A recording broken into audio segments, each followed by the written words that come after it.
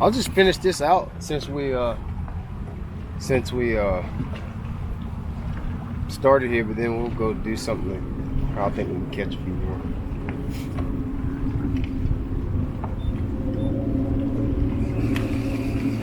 That Latimer boy's throwing them back with hooks in his mouth.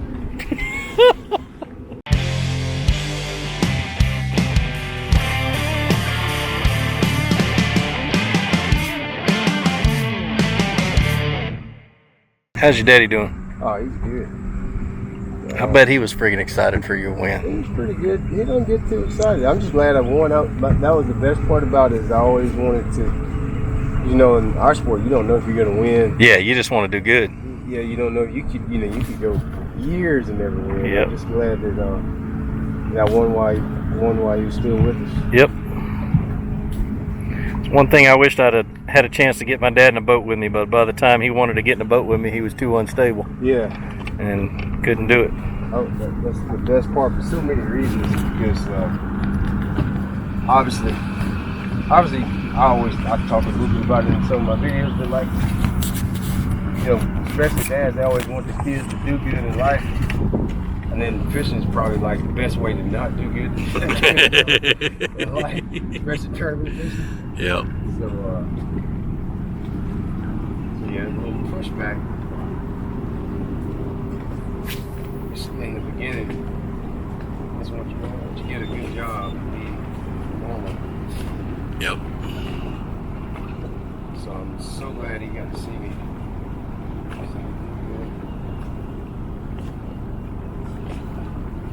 That's the best part about it. Anyway. Yep. What's going on, guys? This is Gene Jensen, and we are here with a good friend of mine, and I'm also quite a fanboy. No way. Yeah, I'm a Winning. huge fanboy. Winning. But if you guys have been hiding under a rock lately, this is Brian Latimer. Recently won an FLW tour stop. I did. On what lake? Seminole. On Seminole. Seminole, yes. On Lake And Seminole. so I literally got out of my truck and did a dance around the car in the gas station. You didn't dance like I did. I know, man, but I was dancing. And I danced afterwards. But I don't think it was so much just the way the win. It was the way you won and what happened, the things that happened during the tournament. Cool. And everything else that really made it special. I mean, It was special. the one thing I'll never forget was that big one you lost. You lay down on the deck and you hopped and you're like, well, that was fun. Let's keep on going. I was like, well, at least they're here, because you never know if you've been around them. I was like, at least I'm getting some bites. But that was all bad. Yeah, it was that was bad. Yeah. All bad. So I'm gonna adjust this down. This is a what I want to do is I want to talk to Brian about his story. Not so much fishing. And a lot of these videos, when I get an opportunity to talk to these pros, everybody hears the stories about the tournament. They all hear a story about the fishing. But what's the backstory? Yeah, you know, where did you grew up? Right here. Yeah, this is home, right here where we're sitting right now. Beaufort, South Carolina, or Beaufort, South Carolina. What do they call it? No, just Belton. Belton, South Carolina. That's close. Beaufort, Belton. Belton. There's a lake in Texas called Belton. I can't stand it. It's just like it. I don't like that lake. Yeah. But anyway, and just kind of tell, you know, how you grew up. What's your, you know. Yeah. You know, as far as the fishing part's concerned, it's pretty traditional. I grew up fishing behind my pops. My dad was a tournament guy, and I grew up watching him fish, but he also was smart enough to have me fishing around like in club tournaments and stuff like that. So I kind of got to see the whole tournament scene at a really, really early age. I don't remember how old I was, but I know I was in second grade when I fished my first tournament right here at Hartwell.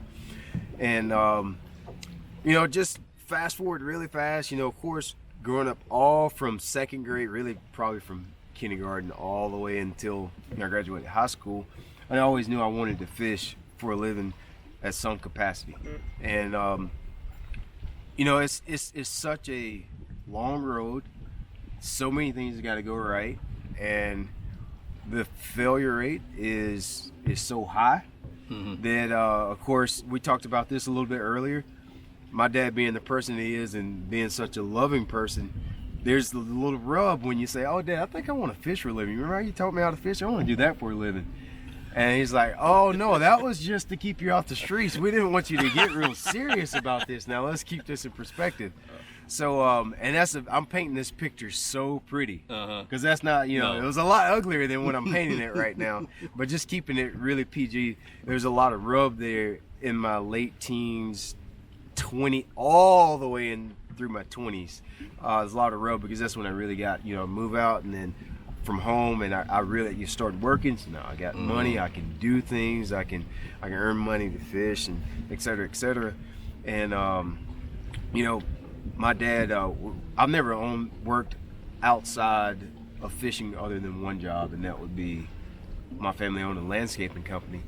And of course I grew up working in that landscaping company when I was younger, and that as I grew up I ended up having to start my own company because I fished so much that was some more rub, more that I couldn't actually work with my dad because I was always fishing or here. I wanted to take off 2 weeks to go fish a regional, fish here, go that, you know, do this, that, and the other. So I had to start my own company because there was just so much rub there, so much tension that wasn't gonna work.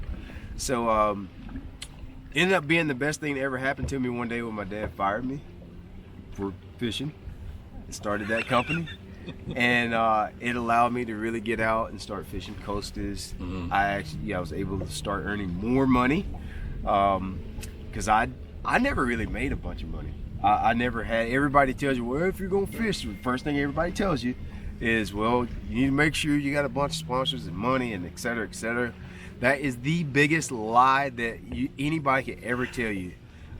There are kids and there are people that are rich in fishing that do well, but most of my buddies that I know that are fishing the tour level, winning tournaments, classic champions, they started out just like me. I used to make $300 a week. And I used to, I made $300 a week, but I had enough drive that I used to pick up sticks. I used to rake leaves. I used to spread mulch. I would learn how to do stone masonry. I don't care. I did whatever I had to do to get extra money. And that was my gateway into it. So you don't have to have a whole bunch of money. You don't have to have the fancy boat.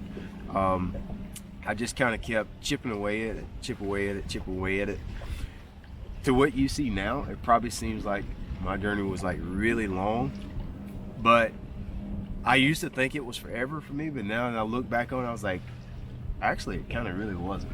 It really wasn't. I never got to fish away from home until I was in my late 20s because I fished at BFLs and regional tournaments so long. So it was probably 28, 29 before I even got to fish, you know, like Okeechobee or up north, any of those places. You know, kids are starting that now in high school. Right. And I was well in my late 20s before I got to go away from home. But I'm so thankful for all the rub that I had. It's hard for me to talk about that without crying. All the rub that I had, because it made me so strong. It made me like really, things aren't going when I have bad tournaments. It doesn't really bother me that bad. I was like, whatever. You know, like things don't bother me. Finishing 128, it's like, well, dang, what'd you do wrong? I don't really fall out over it like a lot of people do. I got like really thick skin. The rub that I had between my parents and trying to do it was the best thing that ever happened to me. Because it made me really, really strong. So I don't really freak out over a lot of the stuff that goes bad, like a lot of guys that kind of just had it just, you know, you want to fish? Oh, here's 50 grand for your boat. Like I had to buy, I bought everything I've ever had, my boats, the trucks, the entry fees, all of that. What always it impressed me the most about not just you but a lot of the guys who had just pulled up themselves and done this is you can't put a number on the value of hard work. No, it can't. I mean, it's do what it takes. Yeah, I wish, you know how you always hear when you get older, what will you tell your younger self? If you know what you knew now, if I would say, shut up, sit down, and keep doing what you're doing, because there were so many times it's like, dude, there's no way I'm going to ever have the money to do this. There's no way I'm ever going to get good enough to do it. I mean, even up until, you know, probably 4 or 5 years ago, I was like, dude, I'd watch people, I was like, man, I don't know how they get that good. Like, I don't know how they get that good. And I would tell myself, just trust the process, just enjoy the ride, like just chill out, enjoy fishing, keep fishing, and it'll all just snowball. What does Pop say about it now? He loves it now. Yeah, he loves it now. I think I've proven to him that was the best thing. Yeah. I was telling you earlier.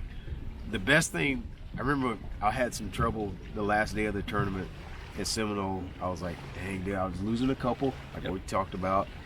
And my bite was slow. It wasn't easy. And I remember thinking, like, God, just let me win. I just want my dad to know that I'm going to be okay. Like, I just want him to know, like, we're good. I'm going to be okay. So the most satisfying part for me for winning Seminole was my pops getting to see me win. Yeah. Because I know he was just worried about me. I know he was just wanted me. He's being dad. He's just being dad. Yep. And not to just go there, but being a black kid, and then my dad, you know, when he was my age, they couldn't just own a business. No. They couldn't just go get a loan on a house. So he broke the glass ceiling for me by owning a business, by buying a house, and doing so hard. He didn't want to see me just throw that away. Right. And so I understand that now in my 30s. I didn't understand that in my 20s. So I'm just glad he got to see me win. Yep. So I wish I could tell the 45-year-old Jimmy to calm down and chill. Like, your son's gonna be okay. The same way I would tell me to just calm down and trust the process. I wish I could tell my dad that. But I have so much thankfulness for my story. I didn't really appreciate my own story until like the last 3 years. Yeah. I now realize that I have a overwhelmingly advantage over everybody else because I had to fight so hard for it. Yep, you did. That's it. That's the story. I tell you, my issues. The only reason I didn't have that fight with my dad, is because he had Parkinson's so bad. By the time I tried to take a leap, he couldn't talk to me. Couldn't talk to you. Yeah, see, you learn those things. I think about those things now that I'm older, and that's what I mean by I'm so glad that my pops number one's in good health. I can still go fishing with him now, and I'm so happy that it happened the way it did. It was like struggle, and then this is my wife calling me. Sorry. It's real life. Wife calling here. But yeah, I'm so thankful for this struggle. Was really what makes it so good. Oh yeah. Now. It's what makes it really good. And as a presence, dude, you're always real.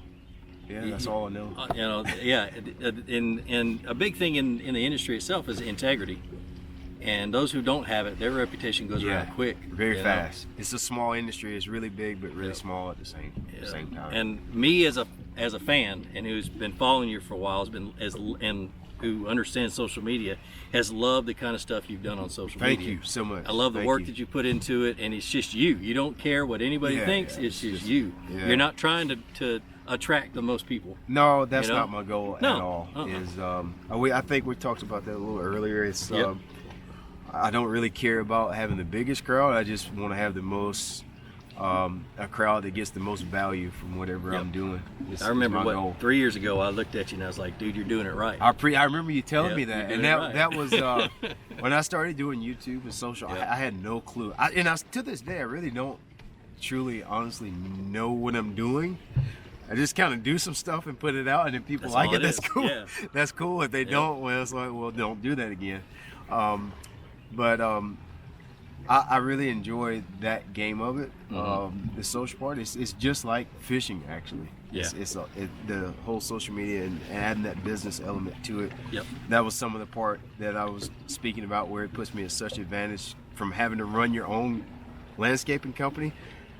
I use all of those little golden nuggets from running my own company, transitioned over to fishing so well. So if I would have been 25 and had the opportunities that I have now at 25, I would have blown it. I know I would have. Yeah. Oh yeah, me too, dude. Totally. Let me change this over a little bit. But dude, it's been a blast watching it. Thank you. Like I said, and that's why I'm such a big fan, is because it's been I feel like it's been since the beginning of when you really started getting serious. Yeah. You know? But if you guys want to follow this knucklehead, just for some reason. Yeah. For whatever reason. Yeah, he's got a YouTube channel. Yeah. We all know him as b.lat. Yeah, it's just my name. I don't have any fancy stuff for mine. It's just Brian Latimer on YouTube. b.lat. That's it. And then on Instagram is another one I follow you on. Yep, just my name there too. You don't do much on Facebook, do you? Yeah, just it's just my Fan page, which is what I do most of my posting on, is at Brian Latimer Fishing.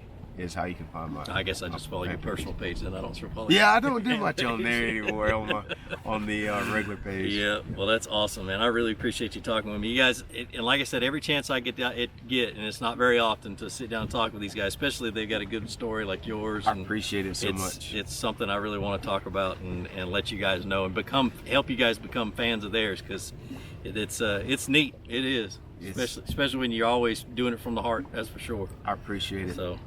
All right, guys. Well, like I always say, be sure to introduce somebody to fishing. Introduce them to my channel. Let me help you teach them how to fish. More importantly, get out of the water, go out and catch some fish, and have a great day. Thank you, brother. Yes, sir.